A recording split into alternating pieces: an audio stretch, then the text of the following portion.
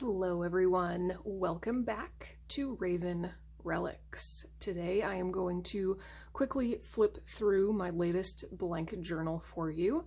It is witchy and dark and spooky and esoteric, and I totally love it. So let's jump right into things. So usually I have a sari silk ribbon closure, but this time I have something a little bit different and special.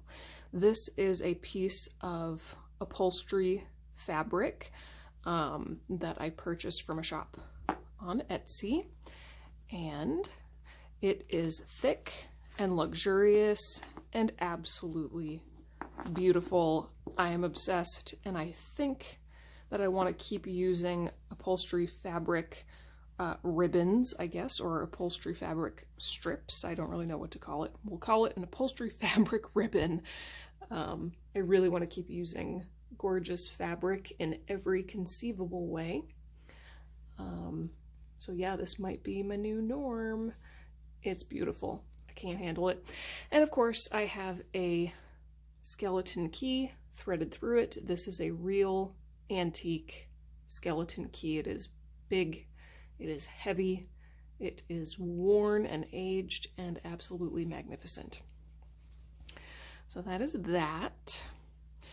And the covers are also new and different. So this marbled paper is actually a digital download that I purchased, and then I wrapped the board in black paper and then glued down this marbled paper on top of it. And then for the centerpiece, I have this incredible book of, it says Book of Spells, and it has a skeleton and some bats, and it says a whole bunch of other stuff there, and then it says Compendium of Magic Works, and I laid it down on this piece of maroon paper just to have a little bit more of a border. I added some ink splatter stains, just a little bit here. And then here at the bottom, I fussy cut out, I hope it's focusing. Okay, I fussy cut out a little witch with a broom because I just felt like the cover was a hair too plain without something down here in the corner, so I added her. She's adorable. It makes me so happy. So that is the front cover, and then the back cover is the same. We have some more ink splatter stains here, and then a little esoteric moon image that I glued down in the corner. So that's the front and the back covers. Here's the spine. It is 10 signatures and 200 pages front and back. All coffee dyed paper, all the usual things. So this is made out of professional bookbinders board. Archival grade adhesive is used throughout. This is Irish linen waxed thread, and then we have 50-pound drawing paper for the text block.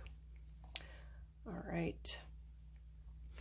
So here is the inside front cover pocket that I made using this really cool ancient dragon image, and I ripped the edge here so it looks extra old. And then we have a whole bunch of stuff in the pocket I'll take out in a second. We have a velvet bookmark. This is my new usual tissue guard. If you saw my last video, then you already heard me explain the whole thing, but I'll just say again really quick. Old antique books often have what's called a tissue guard in front of plates. So illustrations basically is what I mean by a plate. And that just prevents ink transfer from one page to the other. The tissue guard being just a thin piece of tissue paper. I'm sure you've seen one before at some point. I love tissue guards. They're just this classic sort of staple of an old book to me, and of course I love the texture and the crinkle and everything. So I decided to start adding a tissue guard in front of the first page of all of my books, and then the first page is actually the title page with a big ornate image of some kind, usually a border, but it doesn't have to be a border. I do plan on having title pages that just have a big fancy schmancy image of some kind, but this is the title page over which the tissue guard lays. So back to the pocket. We've got a whole bunch of cool stuff here. There are, I think, 5 tarot cards total, 2 of which are here in this front pocket. So this is the Tower, which is probably one of my favorite cards in the entire tarot deck. And I love this version. Pretty colorful. And then this is the other tarot card in this front cover pocket here, and it is the Hermit. Another personal favorite. We have 2 very esoteric looking cards, and of course they've all been aged with the Tim Holtz Distress ink. This is just a black envelope with some stains. I might add a stamp in there. I think I meant to do that and I forgot. Here's a pretty marbled paper tag. And another big tag, same paper, more in like a bookmark shape. I mean, you guys know these are whatever you want them to be, tags, bookmarks, journal cards, whatever. And then this is just a piece of esoteric medieval ephemera printed on coffee dyed paper. Beautiful.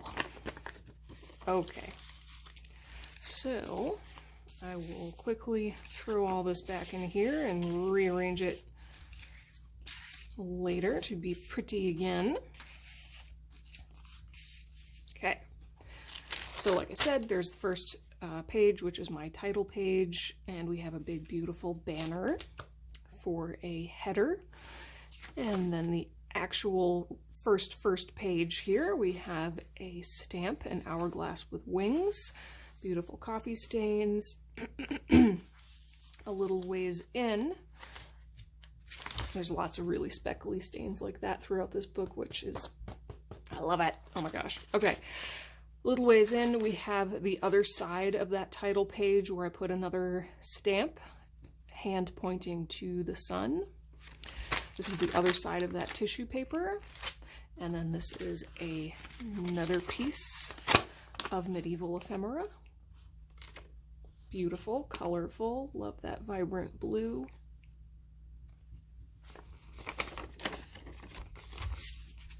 And then this is a teeny tiny little itty bitty baby hourglass that I just cut out and glued down in the corner there. So there are a total of 8 stamps in this journal. There's, oop, where'd it go? Saw another one, there it is. There's a set of keys hanging on a nail on the wall up there. So that's stamp number 3, I think. And I tried to place them with the other tarot cards.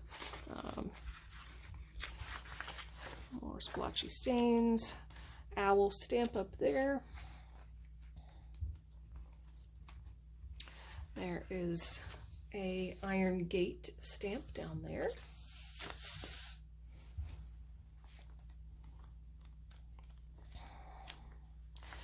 Here is another tarot card. This is the Hanged Man. And then we have a burn mark down here. Yeah, you can see that. Okay.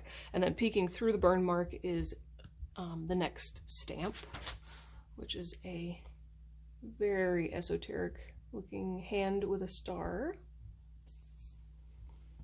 Most of these stamps, I think 5 out of the 8 stamps are from Empire Line stamps.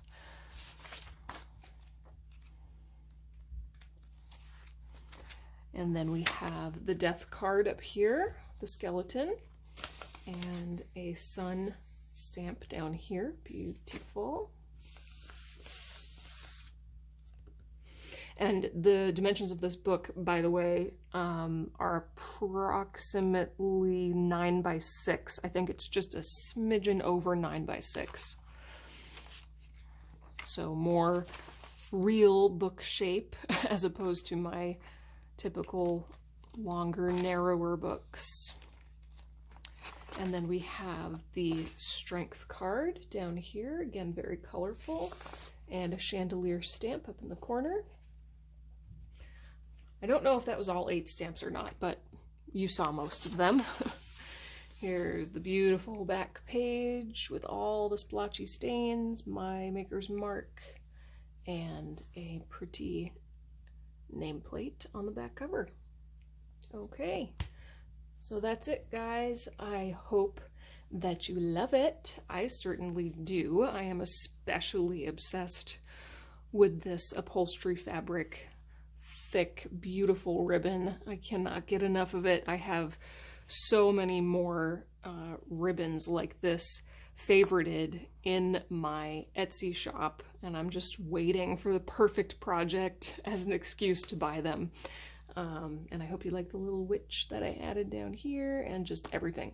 So I may or may not be making another blank journal before I try to finish my Jude the Obscure storybook.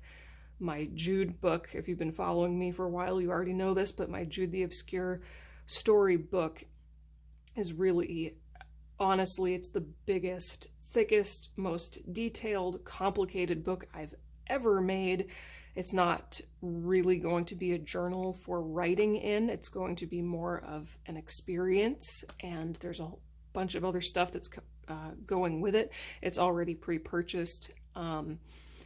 So I'm taking my time with it, and it's kind of coming together in the background. I really want to get it done though, but I keep getting distracted by blank journals because I just keep getting inspired. So we'll see what comes next. So in the meantime, thank you so much for tuning in. I hope you enjoyed. I appreciate all of you, and I'll see you next time. Bye, guys.